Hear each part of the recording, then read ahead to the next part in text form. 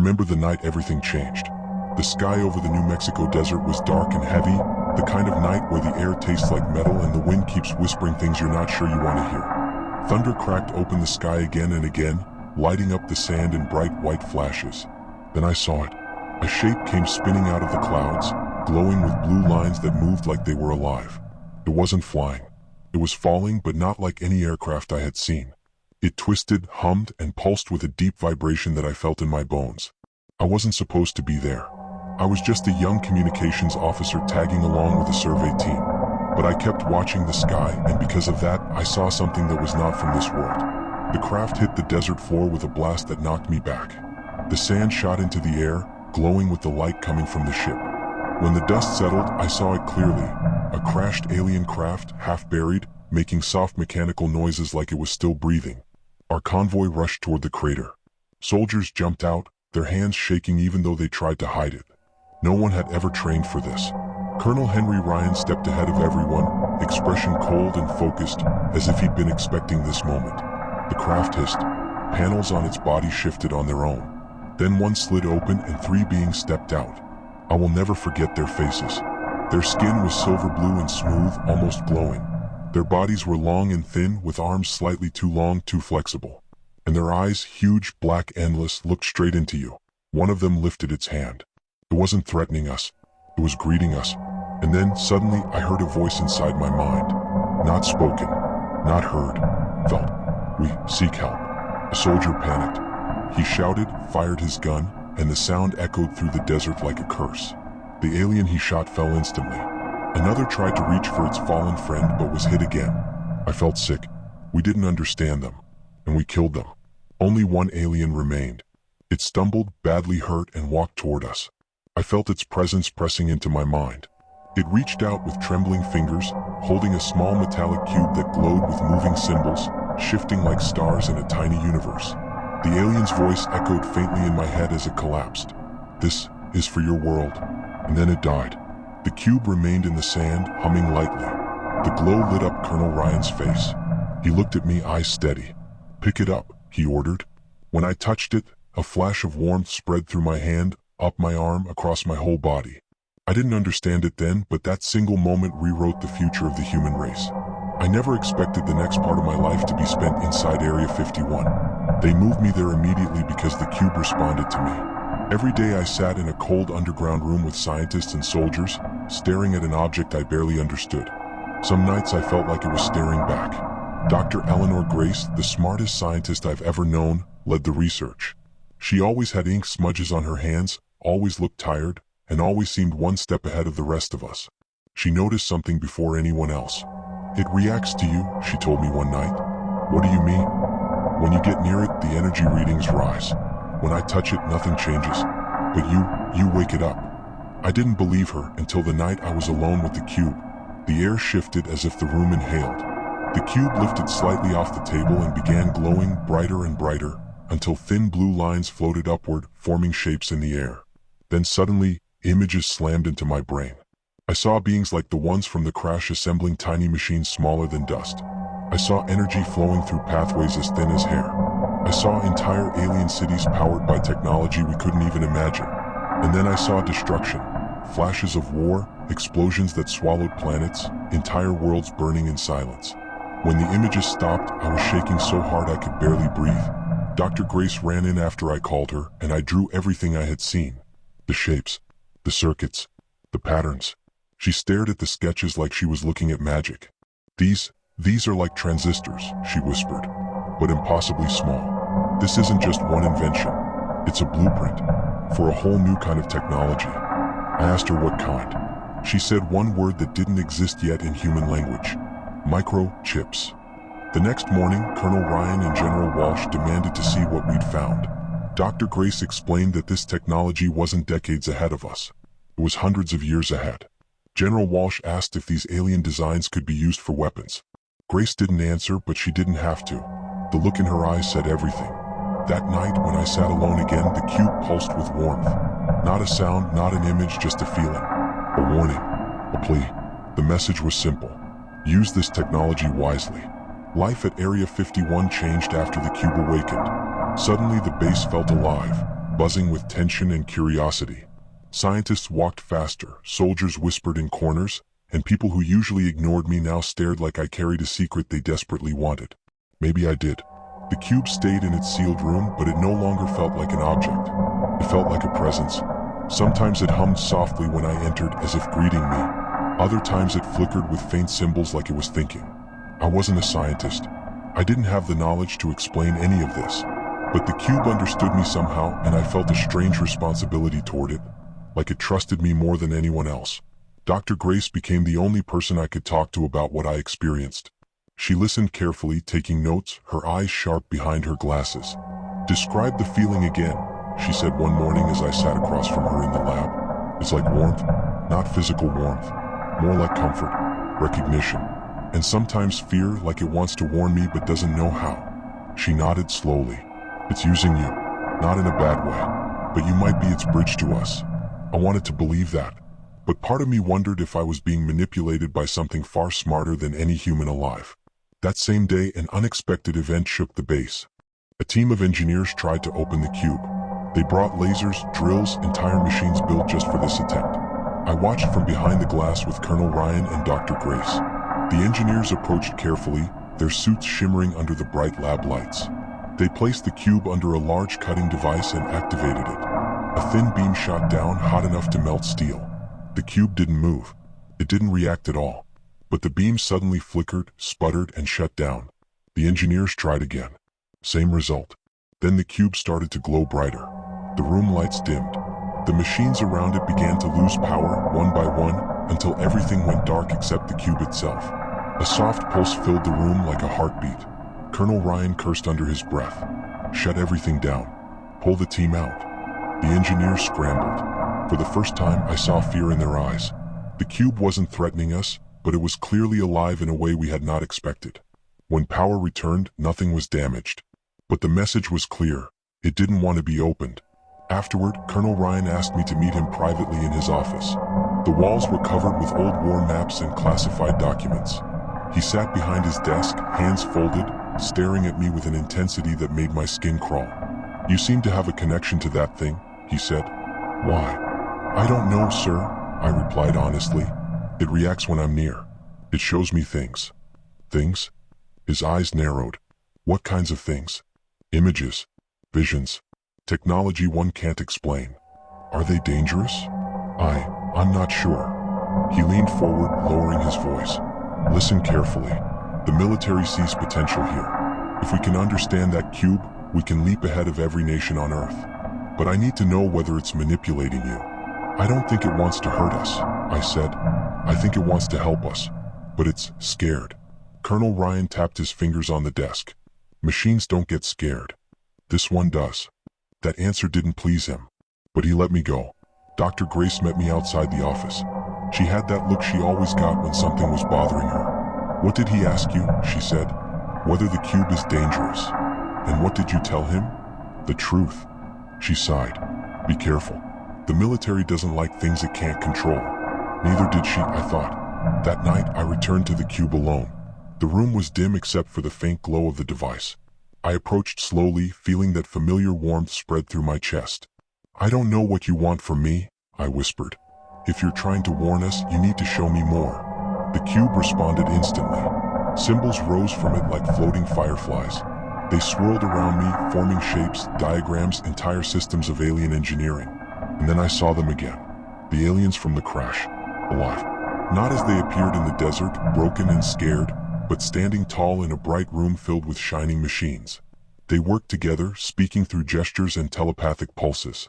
I could feel their emotions, calm, focused, united. One alien in the vision turned toward me. Its enormous black eyes stared right through me, and I felt its message in my mind. "You must understand what we tried to give. Our world made mistakes. Your world must not repeat them." Suddenly the scene changed. Alien ships firing energy beams that tore through the sky. Cities made of crystal and metal breaking apart. Explosions blooming like silent blue flowers. The cube pulsed harder, sending waves of fear into my chest. And then the final image. The same cube I was holding, floating in space, searching for a new world. Searching for us.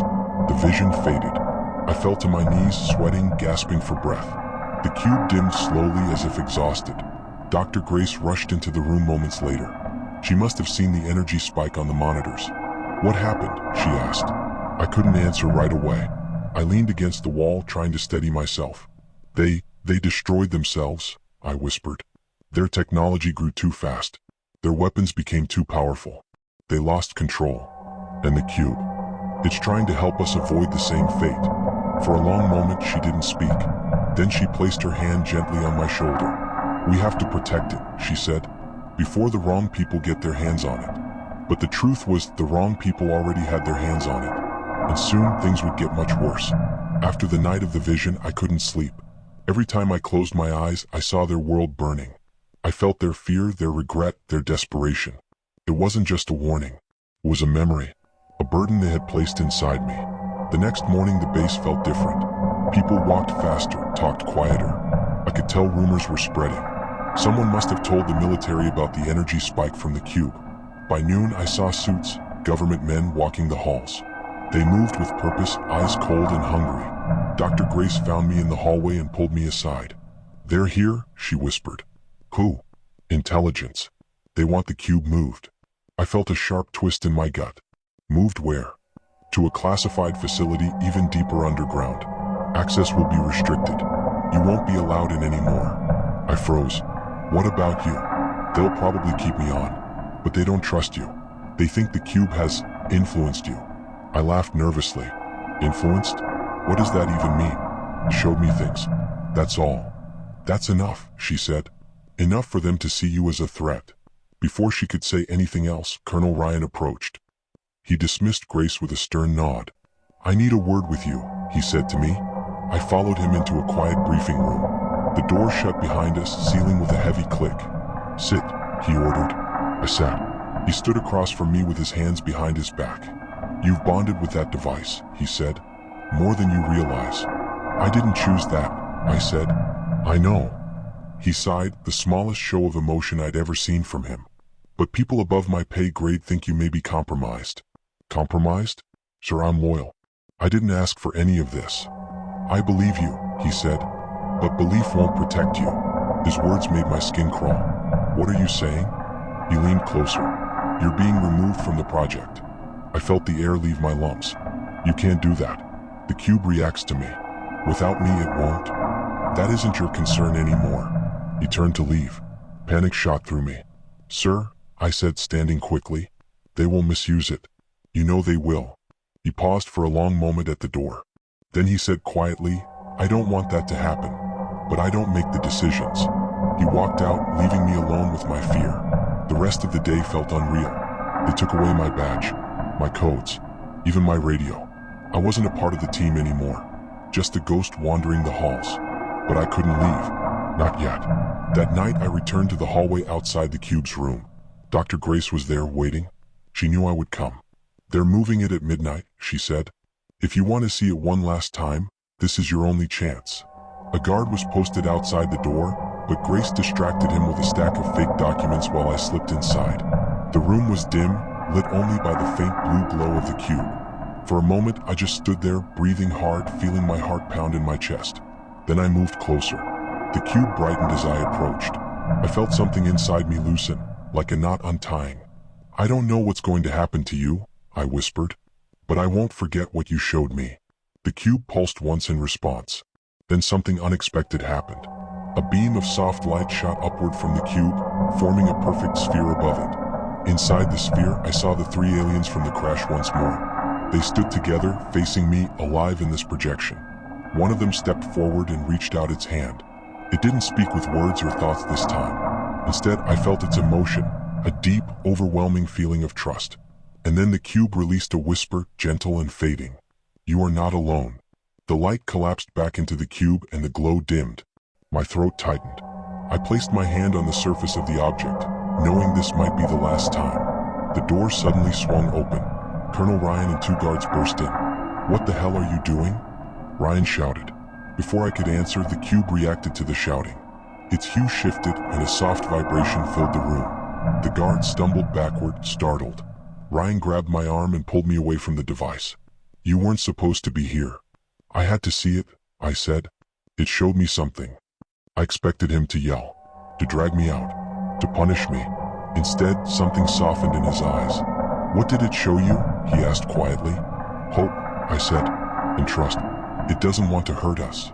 Ryan looked at the cube, then at me, and for the first time I saw doubt in him. Real doubt. A guard stepped forward. "Sir, we need to secure the device." Ryan nodded stiffly. "Remove him from the premises." They escorted me out of the room. The last thing I saw was the cube being lifted by the scientists, glowing faintly like it was watching me go. Dr. Grace met me in the hallway, her face pale. "I'm sorry," she whispered. "So am I said. As they walked me toward the exit, a strange heaviness settled in my chest.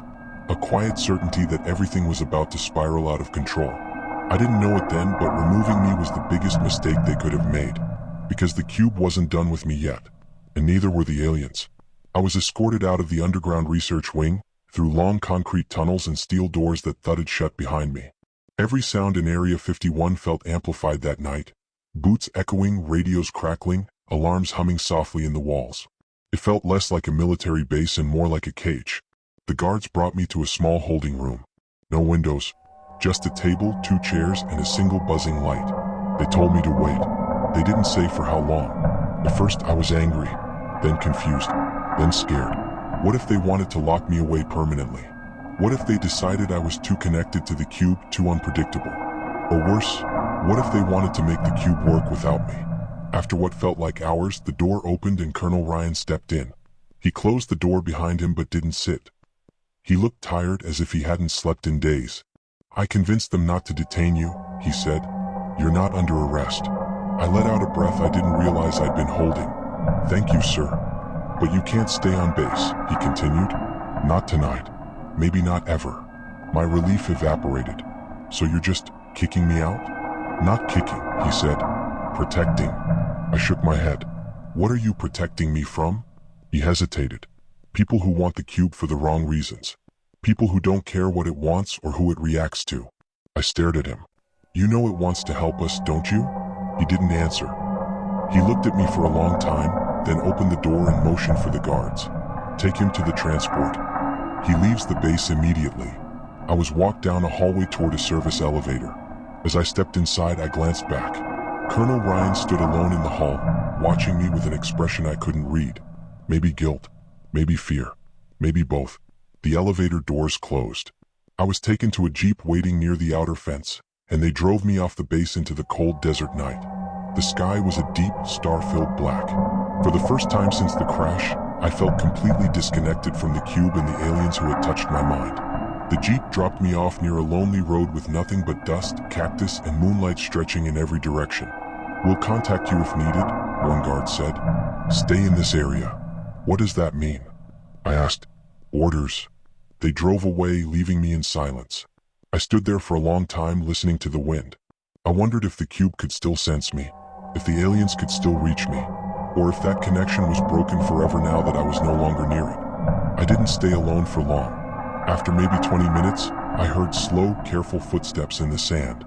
For a moment I thought it might be a soldier coming back, but the steps were too light, too soft, almost gliding. I turned.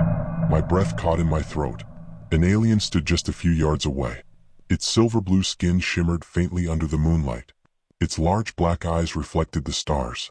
It wasn't one of the 3 from the crash. It looked slightly different, taller, and the glow of its skin was gentler. It approached me slowly, hands raised to show it meant no harm. I froze. My whole body went numb. Fear and wonder collided inside me. I wanted to run but couldn't move. The alien stopped right in front of me. I felt a gentle presence press into my mind, calm, soft, almost like a warm blanket. "Do not fear," the voice whispered inside my head. My mouth was dry. "You're alive." It tilted its head slightly. "We came to recover the lost." The voice was soothing, but behind it I sensed grief. 3 of our kind perished. We mourn them. My heart pounded. "You're here for the cube, for the knowledge it carries, but also for you." "For me?" My voice cracked. "You touched what they gave. You saw what destroyed us. You carry the warning." The alien stepped closer. It moved with a slow grace that felt different from anything human. "We have watched your species," it continued. "You are growing fast.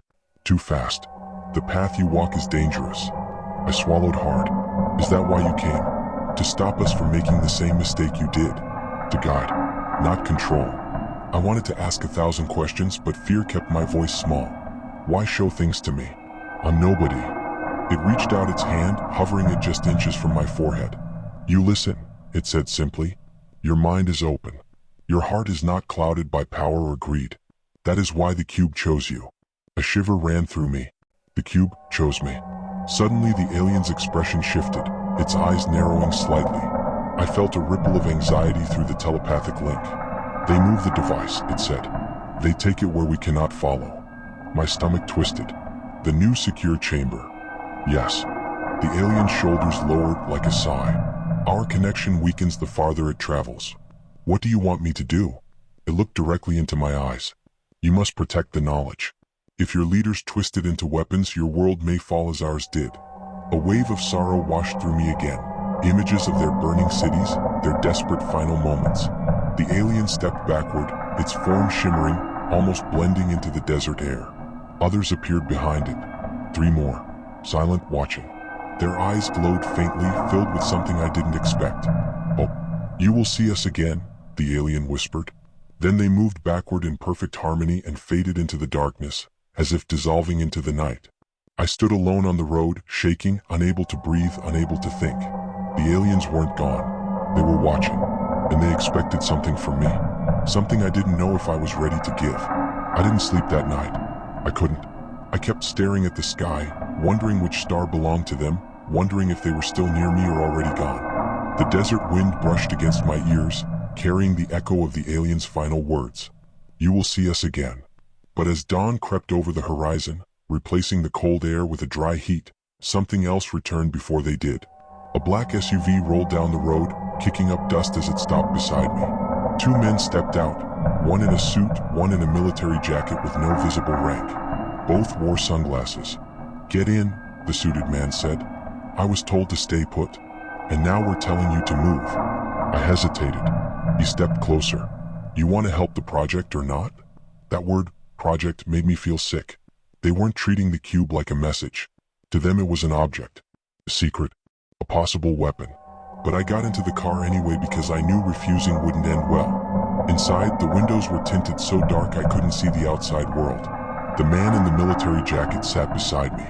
You had contact, he said flatly. Describe everything. I wanted to lie. I wanted to keep the aliens safe. But part of me knew if they already suspected something, a lie would only make things worse. They spoke to me, I admitted. In my mind. The suited man turned slightly in his seat. He didn't look surprised. What did they say? That they didn't mean harm. That they came for the cube. And that, I paused, debating whether to reveal the last part. And that what? He pressed. They warned us about using the technology wrong. Both men exchanged a glance. The military officer leaned back, his jaw tightening. You're not to share details of this encounter with anyone else. Understood. They already know you moved the cube, I said quietly. That got their attention. How? The officer asked sharply. They felt it. They said the connection weakens the farther it travels. The SUV suddenly slowed down, pulling off the road. The officer grabbed my arm. Where are they? He demanded. I don't know, I said. They didn't stay long. He leaned in so close I could see the reflection of my own frightened eyes in his sunglasses. If you're withholding, I'm not. He let go, but the warning hung in the air like a blade. The SUV started moving again until we reached a hidden entrance carved into the base of a rocky cliff. We drove inside a tunnel lit by dim red lights. Finally, the vehicle stopped before a heavily reinforced steel door. Get out. I stepped into a cold concrete chamber. The air was different here, sterile, heavy, humming with electricity. They escorted me deeper until we reached a massive vault-like room filled with observation windows and thick walls of armored glass. The cube was there, suspended inside a magnetic containment field, glowing like a captured star. But it didn't feel welcoming. It felt distressed. Its pulsing light flickered irregularly, shifting between colors like it was struggling to breathe. The suited man whispered to a technician nearby. The technician nodded and approached me with a scanner. We're going to test something, he said. What kind of test? See if the device still responds to you. My heart raced. They were using me again. But I stepped forward because refusing didn't feel like an option. As I approached the glass, the cube brightened for a moment, like it recognized me. Then something else happened. Its glow suddenly surged, and a wave of energy rippled across the room. Lights flickered. Screens glitched. Technicians shouted. The containment field wavered. "Step back," someone yelled. But I couldn't move. My legs locked in place. A sudden pull, not physical but mental, drew me forward. My mind filled with a soundless cry, a desperate plea that hit me like a shockwave. It wasn't speaking in images this time. It was suffering. They were hurting it. "Shut it down," a voice shouted. But the cube emitted a flash so bright I had to shield my eyes. When the light dimmed, the air felt charged like after a lightning strike. Every hair on my arm stood up. Then I heard it, not through telepathy, through the room. A sound like a low, vibrating hum. Trembling. The suited man stepped forward. "You said it warned us not to weaponize its technology." "Yes." "Then why is it acting like this?" I swallowed hard. "Because it thinks you're trying to force it." He stared at the cube, then at me. "Maybe we should." "That's not what it's for." "You don't know what it's for." I looked at the glowing object suspended in the magnetic field. In my mind, I felt a faint pulse, like a heartbeat. "I think I do," I said. The officer stepped closer. "And what is that?" I turned to face him. "To save us." He scoffed. "We're not children. We don't need aliens telling us how to run this planet." "Then why did you take their technology in the first place?" I shot back. For a moment, neither of them said anything. Then everything changed. The room's alarm suddenly blared. The lights went red. Guards rushed in, weapons drawn. "What's happening?" I shouted. A technician pointed at the security monitors. "There's movement outside the perimeter, unidentified." My stomach dropped. I knew who it was. The aliens were back. And this time they weren't hiding. The alarm shook the room so violently that even the cube's glow flickered. Red lights pulsed across every wall, and the air filled with shouts, footsteps, and the metallic slam of weapon cases being opened. The military officer barked orders into his radio. "Lock down every sector. Nothing gets in or out." The suited man rushed to the observation window. "How many unidentified contacts?" "Multiple," a technician replied. His voice trembled as he read the data. "For, 5, approaching fast." My heart pounded. 5. The same number of aliens I saw in the desert. The officer turned to me. His eyes were sharp, cold, suspicious. "Did you lead them here?" "No," I snapped. "They're here for the cube." "Or for you," he growled. The thought chilled me. What if he was right? What if the aliens wanted me involved in something far bigger than I understood? Before I could answer, the entire facility shuddered as if something massive struck the outer wall. Dust trickled from the ceiling. Sirens wailed even louder. "They're trying to breach the hangar doors," a guard shouted. I looked at the cube. Its glow brightened again, but this time it wasn't flickering. It was responding, reaching, calling. It wasn't afraid of them. It wanted them. The officer pointed to the containment system. "Increase output. They don't get this thing back." The technicians hesitated. "Sir, the field is already at maximum. Any more could destabilize." "Do it." I stepped forward. "Stop. You're hurting it." "Get him away from the window," the officer ordered. Two guards grabbed my arms, pulling me back. But even as they dragged me, I kept my eyes on the cube. Its glow was turning a deep, electric blue. Not pain this time. Readiness. Outside, another explosion rocked the facility, shaking dust loose from the rafters. The lights flickered. Engineers scrambled to reset systems. Guards shouted into radios. Panic was spreading. Then the power cut. Everything went dark. Screams echoed in the blackness. Someone bumped into me. The guard's grip loosened as confusion filled the room. I could hear breathing, shaky, panicked. A technician cursing under his breath. Boots scraping the floor as soldiers repositioned themselves, unsure where to aim. And then, out of the darkness, a soft blue glow. The cube was still visible, floating in its magnetic field like a tiny star in endless night. And something else, something faint, moved behind the glass wall of the chamber. A shape, then another, tall, thin, gliding. My breath caught. The aliens were inside. The emergency lights snapped on, painting everything in a harsh red glow. Now everyone could see them.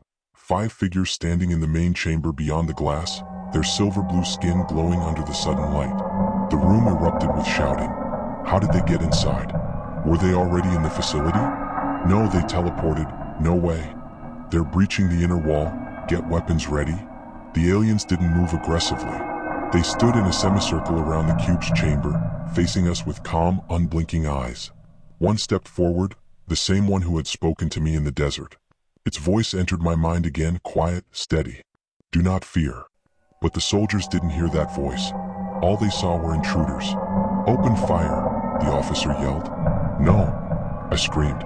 But the gunshots came anyway, deafening bursts of sound echoing off the concrete. The bullets never reached them. A shimmering field appeared, a soft ripple in the air, absorbing every shot like drops of rain hitting water. The bullets fell to the ground, clinking harmlessly. The aliens remained still, not attacking, not defending aggressively, just enduring. My mind filled with another telepathic message. We do not wish for violence. The suited man stepped forward, sweating. They're inside our secure wing. What do they want? I knew. The cube pulsed brighter, like a heartbeat responding to its owners. They're here for their technology, I said quietly. The officer slammed his fist on a console. Over my dead. Before he finished, the alien raised its hand slightly. Everything froze. Not physically, people could still move, but mentally. A thick pressure filled the room like time had thickened. The air vibrated with a warm, resonant hum. My thoughts slowed, then sharpened, as if something was clearing noise from my mind. Then the alien spoke, but this time not just to me. Everyone heard it. Not through ears, through mind. Your fear blinds you. We came for peace, and you answer with weapons. Soldiers lowered their guns, clutching their heads in confusion. Some stared in awe. Others trembled. The officer forced himself upright, fighting the mental weight. Why you have no authority here? This tech belongs to us. The alien turned toward him. You are not ready. The cube glowed brighter. The magnetic field around it flickered, then vanished. The cube floated freely to the center of the room, rising higher, glowing more intensely, with familiarity, with relief, with connection. Stop it. Don't let it move, someone yelled. Several guards rushed forward, but an invisible force pushed them gently but firmly back, as if a soft wind held them at a distance. The cube drifted toward a shimmering tear in the air, like a window of vibrating light the aliens were opening. A portal. Real. Visible. Humming with power. The suited man stared in disbelief. This can't be happening. I stepped closer to the glass. Wait. I shouted at the aliens. You said I carry the warning. What am I supposed to do? The alien looked at me through the barrier. You will know. That's not enough. I stepped closer too, mirroring my movement. You will see. The cube pulsed one last time, sending a wave of blue light that washed over the entire chamber. Every screen flickered. Every light dimmed. Every person fell silent. Then it drifted through the portal. The aliens followed. One after another, stepping into the shimmering slit between our world and theirs. The last alien paused. My alien, the one who spoke to me first. You will see us again, it repeated, and it stepped through. The portal snapped shut. The room went dark again. The aliens were gone. The cube was gone. And the world had just changed forever. The silence after the portal vanished was unreal, deep, heavy, almost suffocating. No alarms. No shouting. Even the humming of the facility's machines had fallen quiet, as if the entire base were holding its breath.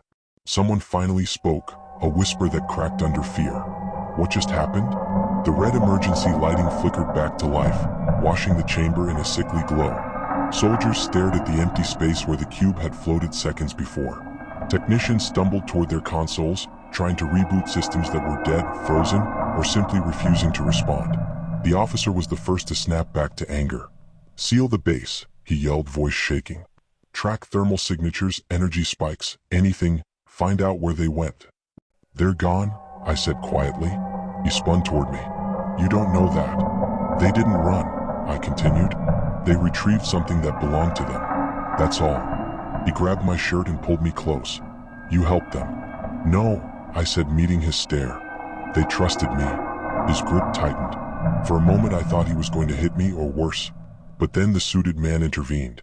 Enough, he said sharply. We can't blame him for something we never understood. The officer released me with a rough shove. He looked lost now, not furious, just shaken. That thing was our biggest breakthrough. Decades ahead of anything we've ever touched. Do you realize what we just lost? I stared at the empty air where the cube had disappeared. We didn't lose anything. We were never supposed to have it. He clenched his fists, but he didn't argue. The suited man walked toward the window separating us from the main chamber. His reflection looked older than it had an hour ago. We need to contain this situation, publicly and internally. Nobody outside this building hears a word. You can't cover this up forever, I said softly. Watch us. His voice carried no emotion, just cold determination. But the officer wasn't listening anymore. He was staring at something behind me. When I turned, I saw what caught his attention. The wall. Or rather, what was happening to it. Thin cracks of blue light ran across the concrete like glowing veins, pulsing faintly. A shape was forming, circular, smooth-edged. A pattern I recognized instantly. The symbol I'd seen in the cube's visions. A fractal loop. An alien mark. The technicians backed away. Some crossed themselves. One whispered, "Are we being targeted? Tagged?" Nobody knew. The symbol glowed brighter, then slowly faded until only faint scorch marks remained on the wall. "What does that mean?" someone asked in a trembling voice. It took me a few seconds to answer. "It means they aren't finished." The suited man finally lost his composure. Someone escorted him out. Now, 2 guards approached me, but this time they weren't aggressive. More like nervous, unsure what would happen if they touched me. They led me out of the chamber, through flickering hallways filled with frantic personnel and half-broken screens. The entire base felt wounded, and I was the only calm person in it. They brought me to a small room upstairs, bare walls, a metal chair, a table bolted to the floor. An interrogation room. Again. A single camera blinked in the corner. Minutes passed. Maybe hours. I couldn't tell. Eventually the door opened and Colonel Ryan stepped in. He closed the door silently and sat across from me. He looked exhausted, dark circles under his eyes, uniform wrinkled. But his voice was steady. "I heard what happened. You're lucky you weren't down there," I said. His eyes narrowed. "Would it have made a difference?" I shook my head. He leaned forward, folding his hands. "You were right about them. It caught me by surprise." "What do you mean?" "They didn't kill anyone," he said. "They didn't destroy the base, the systems, our weapons. They took one thing. Just one." "There's," I said. He nodded slowly. For a moment, the room felt strangely peaceful. Like 2 people finally seeing the truth at the same time. But that peace didn't last. He inhaled deeply. "You're not safe here." "Because of them?" He shook his head. "Because of us." My stomach tightened. "What do you mean?" "The higher-ups are furious. They want answers. They want results. And they don't like loose ends." He looked straight at me. "Right now, you're a loose end." I swallowed hard. "You need to leave this base," he said, "and never come back." My voice came out small. "Where do I go?" "Anywhere but here." He reached into his coat pocket and slid a small card across the table. A phone number. No name. "If something happens, if they return, use that." "Will you actually help me?" "If I can," he said. "But things are changing fast." He stood up, walked to the door, then paused. "What did they tell you before they left?" "That they'd see me again."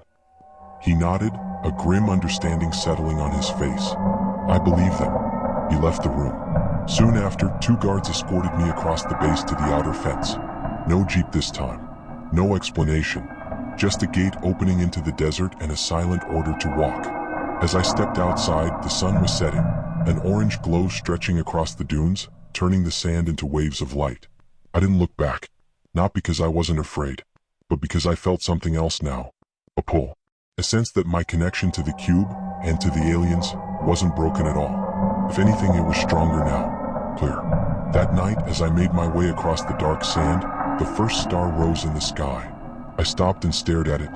My chest tightened. Somewhere up there, or maybe closer, someone was watching. The warmth in my head returned, soft, faint, but familiar. A whisper. "You will see. Not we. You." And suddenly I understood. They weren't just coming back. They were coming back for me. The desert at night looks calm, but it's full of sounds. Whispers of wind against the sand, the distant chirp of insects, the faint hum of heat still radiating from rocks. I walked for hours until the base lights disappeared behind the hills. I kept listening for the alien voice I'd heard only minutes before leaving. "You will see. Not we. Not us. Just you." It echoed in my skull with every step. I didn't know if it meant I would see something new, or become something new. Eventually I reached a small abandoned rest stop off the highway. Broken vending machines, graffiti on the walls, a payphone missing its receiver. It wasn't much, but it gave me shade until morning. I sat with my back against the wall trying to rest, but my mind refused to calm. I kept replaying what happened. The cube's light. The aliens stepping into the facility like ghosts. The portal opening like a wound in reality. Them calling to me. The symbol burning itself into the wall as a message. And the cube leaving. The thought hit me harder than I expected. I missed it, like losing a friend. At some point I drifted into a shallow sleep. When I woke, the sun was rising and a pickup truck had pulled off the road. A middle-aged man with sunburned cheeks and a cowboy hat leaned out the window. "You all right there, son?" he asked. "Yeah," I lied. "You need a ride? This place ain't friendly in the daytime." I hesitated. I didn't know if I should trust anyone, but I also knew I couldn't survive long out here alone, not with the military possibly searching for me. "Sure," I said. He moved some tools off the passenger seat. I climbed in, the old truck smelling of dust and gasoline. He started driving, the tires crunching over sand. "You run out of gas or something?" he asked casually. "Something like that." He nodded, not pushing the subject. The truck rumbled down the highway quietly for a while. Then he did something unexpected. He reached into his glove box and handed me a cold bottle of water. "You look like you've seen a ghost," he said. "Maybe I have." He chuckled. "This desert's full of weird things. Lights in the sky. Booms with no storms. People disappearing." My heart skipped. "You believe in that stuff?" "Believe?" He laughed. "Son, I've seen it." I tensed. "What did you see?" He kept his eyes on the road. "Years ago, out by Black Ridge, something glowing came down like a comet, quit shining just before it hit the ground. Then the military swarmed the place like ants." My pulse quickened. "What year?" 1989, he said. I stared at the passing landscape. 36 years before the crash I witnessed. 36 years the government kept alien contact hidden. How many cubes were out there? How many visitors? How many messages ignored? He glanced at me. "Why you a skin? You involved with something?" I swallowed. "Maybe more than I wanted to be." He nodded slowly as if that answer made perfect sense. People think aliens would show up with guns or monsters or big cities in the sky. But I always figured it'd be something quieter. Something small. Something people'd ignore until it was too late. My chest tightened. He wasn't wrong.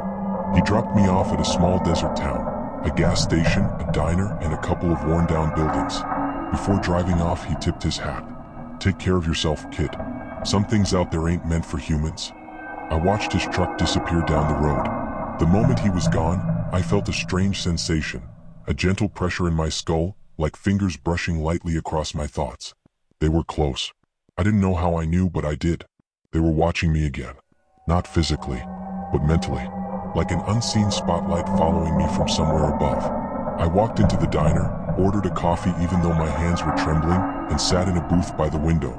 I kept expecting soldiers to burst through the door, but no one came. Instead, something else happened. As I stared at the reflection in the diner window, I noticed a blue flicker behind me. My heart jumped. I turned, but nothing was there. Just people eating pancakes and wiping their faces with napkins. I turned back to the window. The flicker came again. This time it formed a shape. Not a person. Not an alien. A symbol. The same fractal loop that had burned onto the wall in the base. It glowed faintly behind my reflection, like my mind was projecting it. I blinked and the symbol vanished. The coffee cup rattled in my hands. I set it down, breathing unevenly.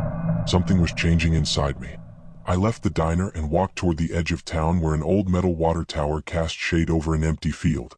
I sat underneath it, pressing my hands against my temples. That's when the voice came again. Soft, layered, familiar. "Do not fear." My heart thudded. "You are becoming what you must be." I whispered aloud. "What am I becoming?"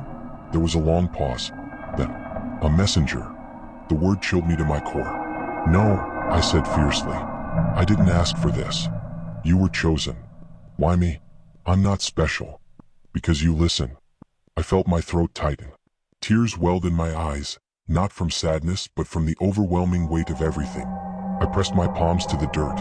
"What do you want from me?" "Prepare." "For what?" "For what comes next." The pressure in my skull eased, and the presence faded until I felt alone again. But I knew I wasn't. The message wasn't a warning. It was a beginning. And whatever next meant, it was already on the way. I stayed under the water tower until the sun dipped behind the mountains. The desert cooled fast, and long shadows stretched across the dirt like dark fingers reaching for me. I didn't want to move. I didn't want to think. But the alien's final word, prepare, kept echoing through my skull. Prepare for what? Night arrived in full before I finally stood up and brushed the sand off my clothes. The small town had quieted. Neon lights buzzed faintly. A dog barked somewhere in the distance. The world felt normal, painfully normal, and I didn't fit inside that normal anymore. I walked along the town's edge, keeping to the dim light. I wasn't sure where I was going until I saw a payphone near the gas station. An old metal box covered in stickers and rust. I pulled the card Colonel Ryan gave me from my pocket. No name, no label, just a number written in a shaky pen stroke. I hesitated, not sure if I should call. Would anyone answer? Would it get me caught? Would it help or make things worse? But the alien voice still echoed in my mind. Prepare. I picked up the cold receiver and dialed. It rang once, twice, 3 times. Then a voice answered, deep, calm, steady. Say your name. I swallowed. It's me. There was a quiet pause. Then, you need to move. Why? They're coming for you. My stomach dropped. The military? Yes. How did they know where I am?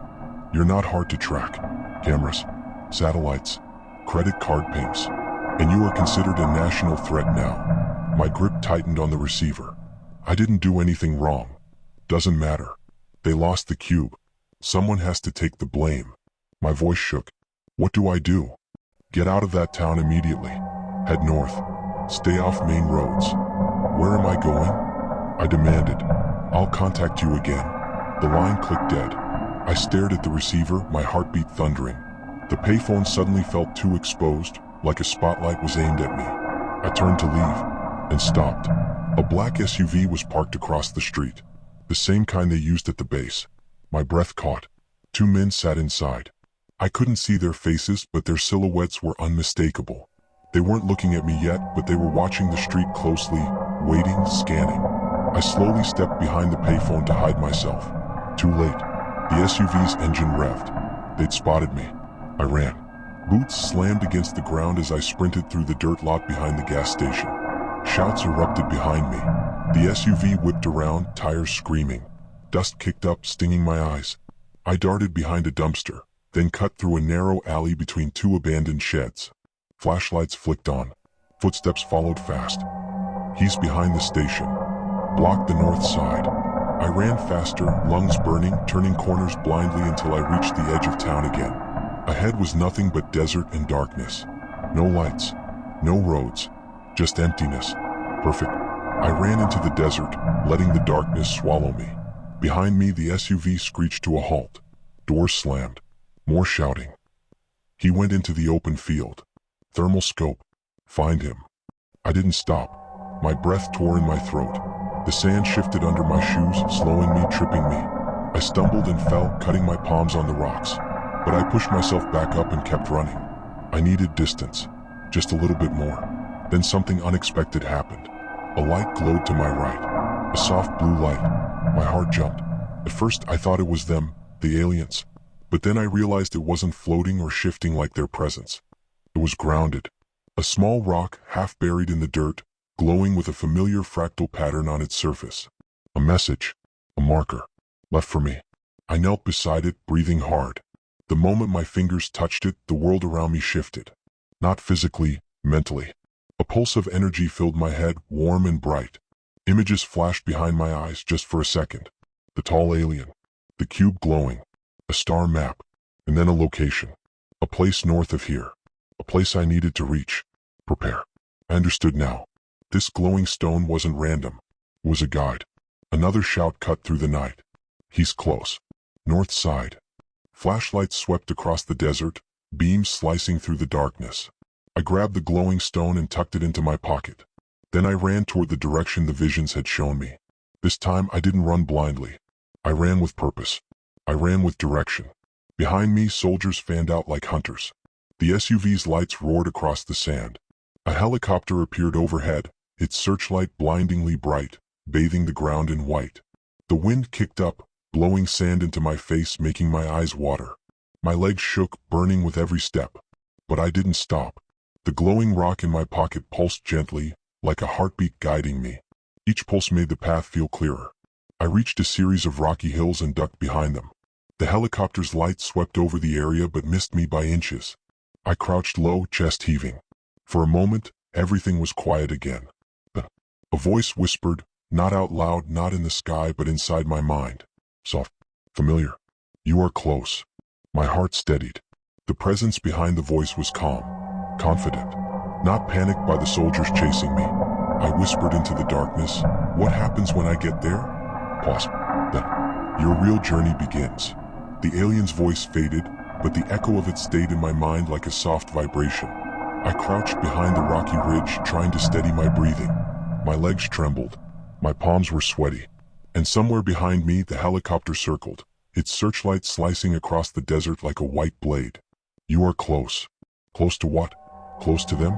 Close to safety? Or close to something far more dangerous? I didn't know. But the glowing stone in my pocket pulsed again, gently, like it was urging me forward. I peeked over the ridge. The soldiers were spreading out farther south now. They thought I continued running that direction. They hadn't expected me to cut through the rocks. I slipped deeper between the boulders. The narrow passageway twisted like a maze, forcing me to squeeze through tight gaps. Every few steps, I checked behind me, expecting a flashlight beam to sweep over my back. But the darkness held firm. After a few minutes, the pulse in my pocket grew slightly stronger. The visions had pointed me north, so I went north. The ridge ended, dropping into a small dry riverbed. Broken branches crunched under my feet as I slid down the slope, grabbing at roots to keep my balance. The night air felt colder here, almost unnaturally cold.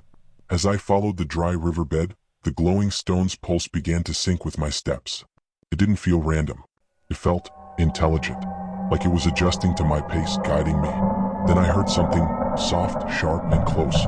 Not a helicopter, not soldiers, a whisper of movement. I froze. A shadow flickered at the edge of the riverbed, human-sized. For a heartbeat, I thought one of the soldiers had found me. But soldiers don't glide, and they don't glow. A faint, blue shimmer appeared in the air, almost like heat waves, but inverted, cool instead of warm. Then it solidified into a shape. Tall, thin, familiar. The alien, the same one from the canyon.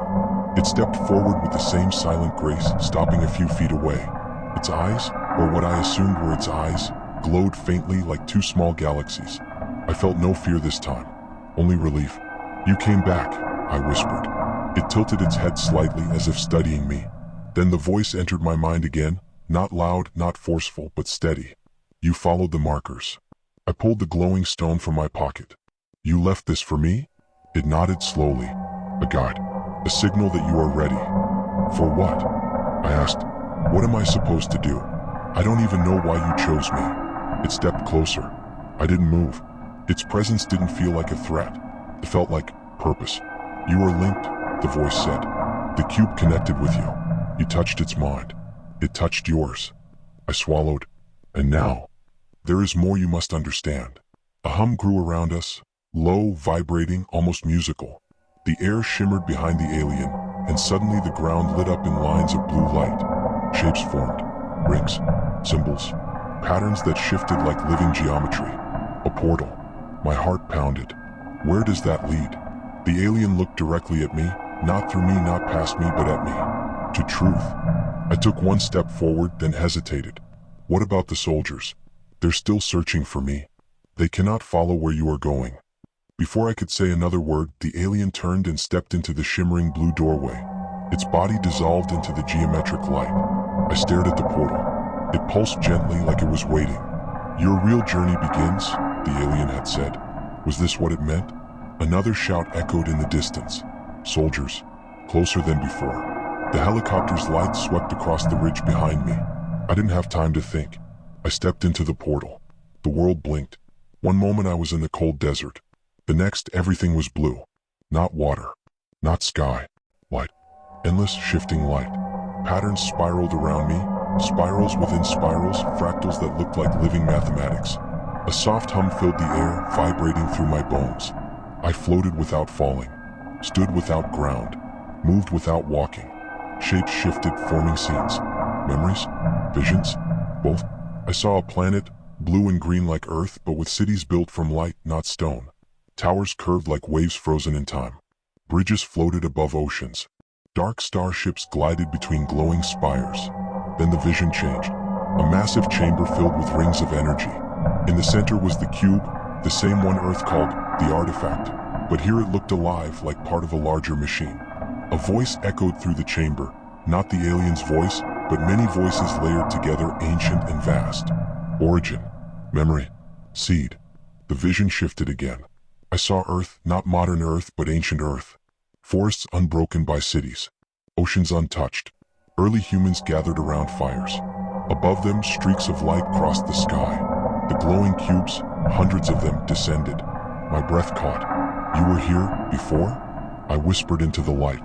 The alien's voice returned inside my mind, gentle but heavy with history. "We came long ago, not to rule, not to conquer, to guide, to awaken." Images flashed of humans discovering new tools, new ideas, learning fire, learning thought, learning creation. "You nudged us," I said. "You pushed our evolution." "Not pushed," the voice corrected. "Opened. Your species carries potential unlike any other we found." The pattern shifted again, showing the cube buried in the canyon. "But when we left," the voice continued, "one seed remained. A single fragment of our knowledge. Waiting. Waiting for us to find it," I whispered. "Waiting for one who could hear it." The light dimmed slightly, focusing into a single point in front of me. "This is why you were chosen." The point of light expanded, forming a shape, something familiar. The cube, but not broken, not dim, perfect, entirely alive, humming with energy. I reached out slowly. Its light touched my hand. And in that moment, something entered my mind. Not a vision, not a voice, but a current of understanding. Like a piece of knowledge sliding into place. For the first time, I understood what the cube truly was. Not a weapon, not a machine, not alien technology in the way Earth imagined. It was a key to something Earth was not ready for. But I was. The light around me began to shift again, brighter this time, almost blinding. The alien's voice echoed. "Now you see, now you know, and now you must choose." The brightness faded until I could see again, but the world around me was no longer swirling patterns of blue light. I now stood in a massive open space, if you could even call it a space. It stretched endlessly, like a horizon without land or sky, yet somehow it felt enclosed, as if I were inside something larger than understanding. Floating before me was the cube, alive, humming, pulsing, almost breathing. And standing a few steps behind it was the tall alien, calm, silent, watching me. The cube glowed brighter as I approached. It wasn't threatening. It wasn't even overwhelming. It felt like it was waiting for me to speak. I finally found my voice. "You said I have to choose." "Choose what?" The alien stepped closer. Its presence didn't scare me, it steadied me. "You must choose your path," the voice echoed inside my mind. "Two futures stand before you. Both carry burden. Both carry consequence." "Show me," I whispered. Light folded around us. The cube hovered upward, spinning slowly. Images unfolded like giant holograms in the air, clear, sharp, real. The first future appeared. Earth years from now. Cities glittering like starlight. Clean energy. Machines that moved without pollution. Factories without smoke. Oceans restored to blue. Forests regrown. Illnesses cured. People healthier, living longer. Technology so advanced it looked like magic. Humanity thriving. But then the image shifted. Dark shapes rose in the sky. Ships, but not alien ships. Human ships. Weapons powered by the same alien technology. Armies grew stronger. Borders hardened. Threats multiplied. The world united in brilliant progress, but also in fear. "Humanity will rise," the alien said, "faster than ever before. But with knowledge comes temptation, and with power comes war." The image faded. The second future took shape. Earth looked almost the same as today. Cities updated but familiar. Technology advanced but not impossibly so. Progress steady, slow. Humans learning, working, discovering on their own timeline. People laughing, arguing, building, failing, trying again. It was slower, harder, messier, but it was peaceful. "This is the path without the seed," the alien said. "Without the cube's gift. Humanity grows by its own hand." I felt the weight of both futures pulling at me. "Why show me this?" I asked, voice shaking. "Why me?" The alien approached until it stood right in front of me. Its height was towering, but its energy felt gentle. "Because you touched the cube. You opened. It opened to you. You can choose what happens next. But I don't know enough, I whispered. You know enough to feel the truth. I turned to the cube. So if I take your technology, Earth gets stronger, faster, but also more dangerous. Yes. And if I don't, humanity continues slowly, safely, but maybe we fail to fix our problems in time. Yes. I laughed under my breath, not because anything was funny, but because the weight of what they were asking felt impossible. You're asking me to choose the future for the entire planet. Yes, the alien repeated. Why not give the choice to someone smarter? Someone in charge? A scientist, a leader, anyone with authority. The alien's head tilted slightly, in a gesture that almost seemed like sorrow. Because authority corrupts. Leaders choose for power. You choose for truth. I stared at the swirling future images. My heart hammered. I'm scared, I admitted. You are supposed to be. Silence stretched. A calm, steady silence that made my thoughts louder than ever. What would you choose? I asked the alien. Its answer came gently. We do not choose paths for other worlds. We protect balance. We prevent destruction. But we do not decide your destiny. My eyes fell on the two visions again. Progress or peace? Speed or safety? Power or patience? A knot formed in my chest. What if I choose wrong? I whispered. There is no perfect future. Only paths with cost. I stepped closer to the cube. It brightened, sensing my nearness. A faint warmth spread from it, crawling up my arm, into my chest, into my thoughts. Inside the warmth I felt faint whispers. Humanity's potential, fear, brilliance, danger, beauty. It wasn't showing me answers. It was showing me possibilities. Then I noticed something. In the fast technology future, the one where we advanced too quickly, there were moments of incredible beauty too. Medicine that saved millions. Energy that healed the planet. People united in ways they never were before. And even in the war-filled version, I saw something else. People resisting violence. Fighting for peace. Innovating to prevent war, not start it. Humans weren't just destructive. We could be extraordinary. I took a deep breath and touched the cube with my full hand. A shock of energy surged through me, not painful, not frightening. A connection, deeper than anything I'd ever felt. I choose, I whispered. The cube brightened so much I had to close my eyes. The alien stepped back, watching. Not judging, not guiding, just witnessing. My voice trembled as I said the words. I choose to trust humanity.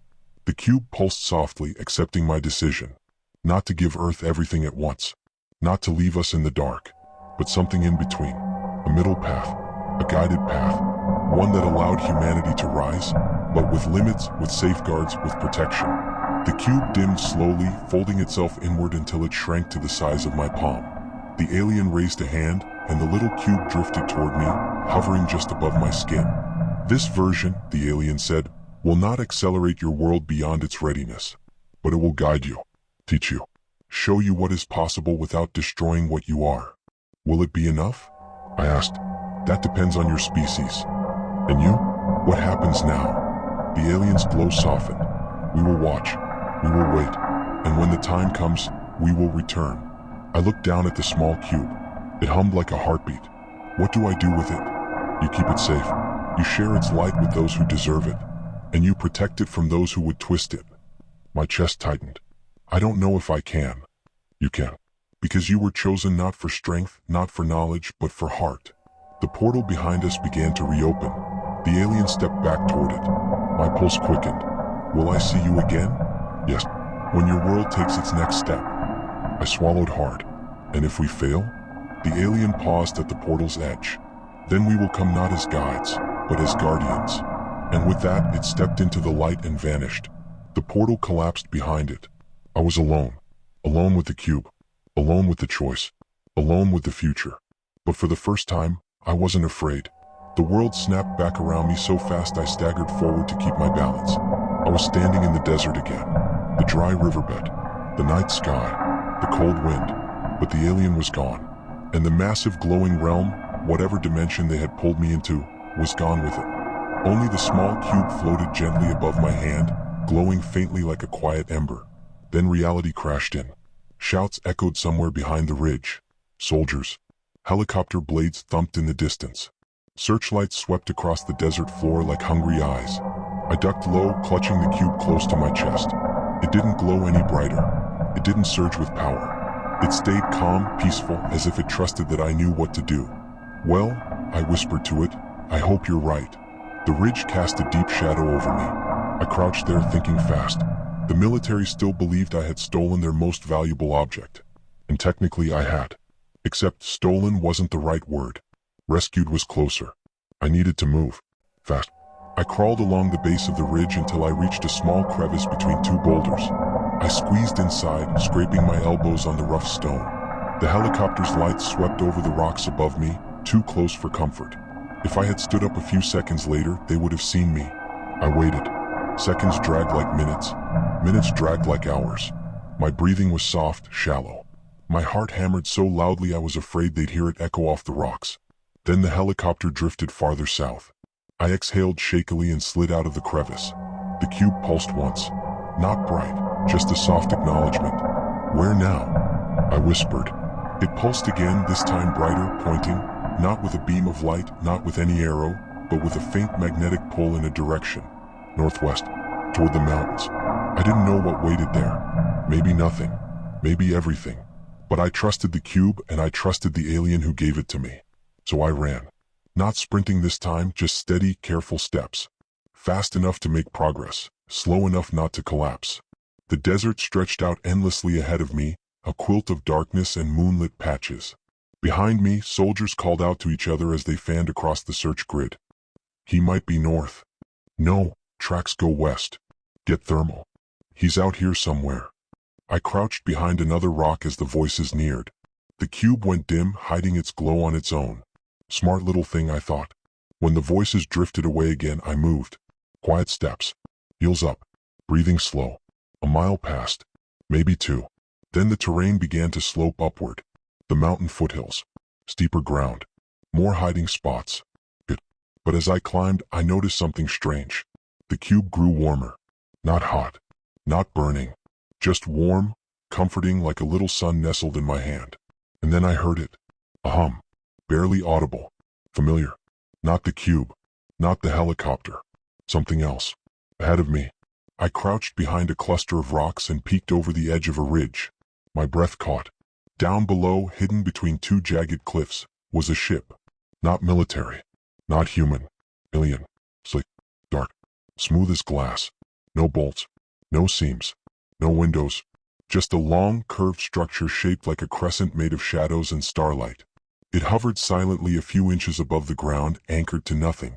Patterns of faint blue light pulsed along its surface like veins. My heart pounded wildly. They hadn't gone. They were waiting. But, for me? As I stared, the humming grew louder, gentle, rhythmic, calming. The cube brightened in my hand, answering the ship like two tuning forks vibrating at the same frequency. I stepped into the open. The ship reacted immediately. Rings of light spiraled outward along its surface as if scanning me. The humming deepened. The air buzzed softly. "Hello," I whispered, feeling ridiculous for speaking to a starship. But something answered, not a voice, not telepathy, but a shift. A subtle ripple in the air. A doorway opened on its side. Not a mechanical door, just a section of the hull that melted into nothing, revealing a soft blue interior. I took one step forward, then stopped. Behind me, far down the slope, a shout rang out. There, up on the ridge. Flashlights flared to life. They had found me. The helicopter swung around, spotlight sweeping over the ground. My pulse surged as I darted toward the ship. The cube glowed so bright I had to shield it from the soldier's view. "Stop," someone screamed. "Do not approach that object." Bullets cracked through the air. Not aimed to kill warnings. For now. I sprinted across the rocky ground. The ship's doorway widened, making space for me. Another warning shot hit the dirt near my feet, spraying dust into my eyes. I dove into the ship. Light enveloped me instantly. Not blinding, soft, cool, gentle. The doorway sealed itself behind me just as the soldiers reached the ridge. Inside, everything was silent. No panels. No screens. No seats. Just a smooth, open chamber with faint lines of blue and silver running across the walls like flowing water. I caught my breath and slowly stood up. The cube hovered upward from my hand, drifting toward the center of the chamber. Lines of light on the walls flared and connected to it, creating a glowing web around it. Then something stirred behind me. I turned. A figure stepped out from the deeper part of the chamber. But it wasn't the tall alien I had met. This one was smaller, thinner, its glow softer, its posture less rigid, more curious. It looked at me with calm, shimmering eyes. Not threatening, not surprised, almost grateful. "You came," a voice said in my mind. It wasn't the same voice as before. This one felt younger, warmer. "I didn't know you were still here," I said.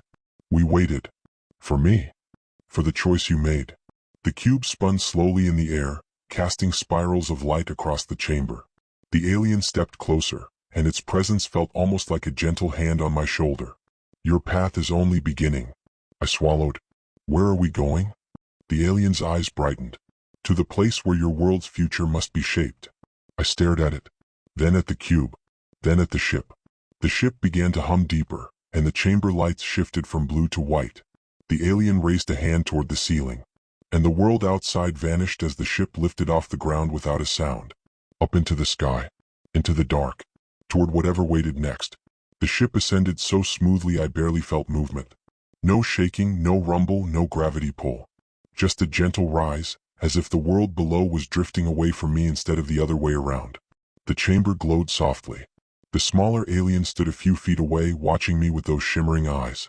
The cube hovered in the center, spiraling slowly, sending out faint waves of light that rippled across the ship's interior. My voice came out in a whisper. "How does this ship fly?" "There aren't any controls." The alien's response echoed inside my mind. "It listens." "To what?" I asked. "To the cube. To thought. To balance." I looked around the chamber again. No panels. No seats. No metal. Everything seemed grown, not built, like the ship was alive or at least aware. The alien moved closer. "Come." It gestured toward a circular patch of smooth floor that suddenly glowed beneath our feet. A transparent layer formed above the circle, like a dome of light. The space inside the dome filled with swirling images, stars, nebulae, lines of motion like trails drawn across the cosmos. The alien pointed toward a shimmering path. "This is where we go." I leaned closer. The path led to something hidden behind shifting clouds of starlight. A faint silhouette. Station? A ship larger than anything I'd seen? A structure floating between nowhere and infinity? "What is that?" I whispered. "A gateway," the alien said. "A place of convergence. Where many worlds meet for knowledge, not war." I felt a chill run through me. "You're taking me there?" The alien nodded. "Your planet is young. You must see how others choose their paths." I swallowed, my heart thudding. "The cube is not only a key," the alien continued. "It is an invitation." The images shifted again, showing other beings. Tall, short, luminous, shadow-like, energy-based, physical. Species I never imagined. All walking in long corridors of light that seemed to weave between stars. I couldn't make sense of any of it. But one thing was clear. Earth was not alone. The ship tilted gently. The stars outside stretched into long white lines. Space folded around us, soft as silk. We were moving faster than light, yet it felt like gliding over calm water. I stared through the translucent hull, watching the universe bend. "What do you want from humanity?" I asked quietly. The alien looked at the cube, not at me. Not obedience. Not worship. Only growth. Safe growth. I remembered the two futures the cube showed me. One full of brilliance and destruction. One slow and peaceful. And the middle path I chose. "Can I really guide Earth?" I asked. "I'm just a person. No power. No influence." The alien walked to my side. "You are not chosen for power. You are chosen for humility. Power destroys. But wisdom," it gently pointed at my chest. "Wisdom guides." I exhaled shakily. "I'm scared." "You should be," the alien said. "All who hold light fear its weight." The words sank deep inside me. Minutes passed, or maybe hours.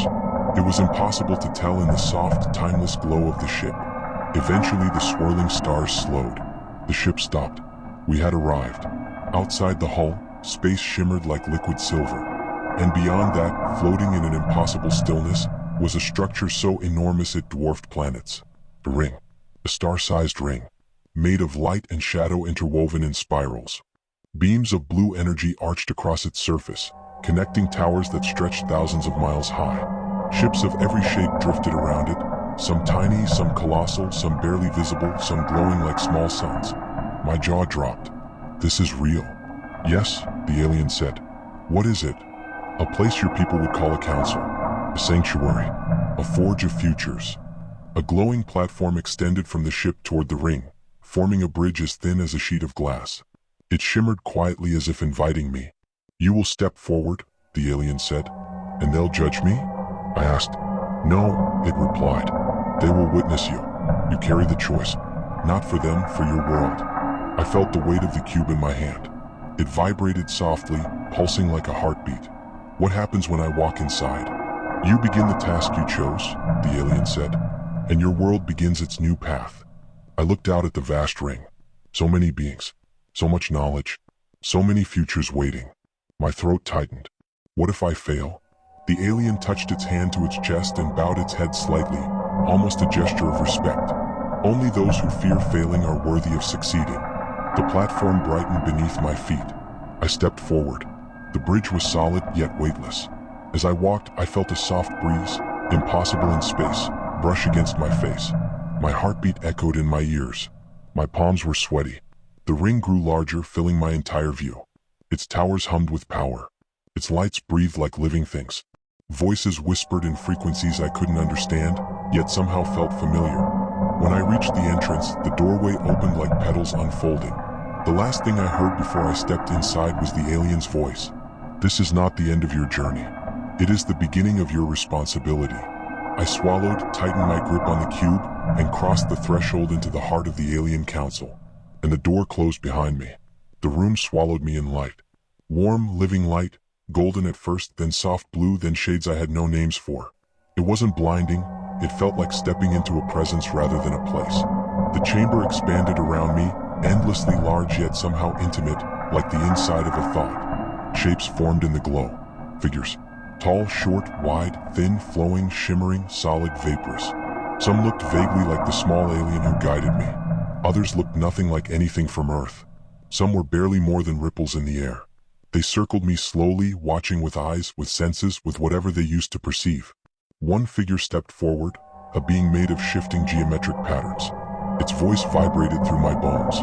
"You carry the cube of memory." I held it up. The cube pulsed in response. "You have seen your world's future," the being said. "You have chosen the path of balance." The crowd murmured, not with voices but with waves of thought and emotion. Approval, curiosity, relief, and something else. Concern. Another being stepped forward, tall, crystalline, glowing faintly pink. "Humanity moves quickly," it said. "Too quickly. Innovation without wisdom leads to collapse." A third being approached, small, bright, with wings made of light. "But they also carry kindness," it said. "Potential. Connection." The voices blended around me, rising and falling like tides of energy. Finally, they fell silent. Another figure emerged from the back. Unlike the others, this one looked almost human. Tall, humanoid, silver-skinned, with dark eyes that seemed both ancient and endlessly patient. When it spoke, the chamber fell completely silent. "You have been given sight beyond your years." I inhaled shakily. "I don't understand why me. Why did the cube show me? Why not a leader? A scientist? Someone with power?" The silver being lowered its head slightly as if studying me. "Power blinds. Power corrupts. Power narrows vision. You were chosen because you still see possibility." I swallowed. My heart pounded like a drum in my chest. The being stepped closer. "What you witnessed, the futures, were echoes. Potentials. Shadows of choices yet to be made. Your task is not to control humanity's path." I raised a hand. "Your task is to influence it." A shimmering image appeared before me, Earth floating in soft white light. Around it, bright threads wrapped and wove like spider silk. Some beams glowed bright gold, others flickered red, others twisted into darkness. "Your world is at a crossroads," the being said. "Technology accelerates faster than wisdom. Fear grows faster than empathy. But hope," it touched a golden thread. "Hope still exists." The cube in my hand warmed, syncing with the golden thread. "What do I actually do?" I whispered. "I'm one person." "You share what you saw," the being said. "You teach balance. You remind your world that progress without purpose leads to ruin." I stared at the glowing earth, unsure if I could carry such a responsibility. Then the silver being raised both hands. The chamber darkened. A single beam of light shot upward. The cube vibrated violently in my hand. My vision blurred. I felt weightless, suspended between worlds. The beam widened, engulfing me, pulling me upward like a tide. The last thing I heard was the alien council's unified voice. Go. Walk your world with new eyes. Guide them, not with fear, but with truth. Everything snapped to white. Then, silence. I gasped and stumbled backward, falling onto cool grass. Grass. I sat up. I was back on Earth. Morning sunlight filtered through trees. Birds chirped. A distant river rushed quietly. The world was peaceful, untouched by the cosmic scale I had just witnessed. But I still held the cube. Only, it wasn't a cube anymore. It had transformed into a thin disc, smooth and metallic, glowing faintly. A symbol pulsed at its center, a ring with 3 paths branching outward. The 3 futures. The 3 choices. I stood slowly, my legs shaking. The air felt different, sharper, more alive. Maybe it was me who had changed. Footsteps rustled behind me. I turned. The small alien stood at the tree line, watching me with those luminous eyes. You returned safely, it said. Did you ever doubt it? I asked. The alien tilted its head. All journeys carry risk, but you found the path meant for you. I looked down at the disc. What do I do with this? Share it, the alien said. Not the device itself, the wisdom within it. The alien began stepping backward into the trees. Wait, I called. Will I see you again? The alien paused. A soft breeze moved through the leaves. When your world is ready for the next step, it said, we will return. I took a breath. And if we fail? The alien looked at me for a long moment. Then your world will choose its own fate, it said gently. But remember this, the future is not fixed. It bends toward those who walk with intention. And then, with a shimmer of light, it vanished. I stood alone in the forest, the new disc warm in my hand, the weight of an entire future pressing softly but surely on my shoulders. For a moment, fear clawed at me. Then I remembered the words of the council. Only those who fear failing are worthy of succeeding. I straightened my back, exhaled slowly, and looked out toward the distant world beyond the trees. Earth didn't know what was coming, but neither did it know what it could become. And now I did. I slipped the disc into my pocket, and I started walking. Toward home. Toward responsibility. Toward the future.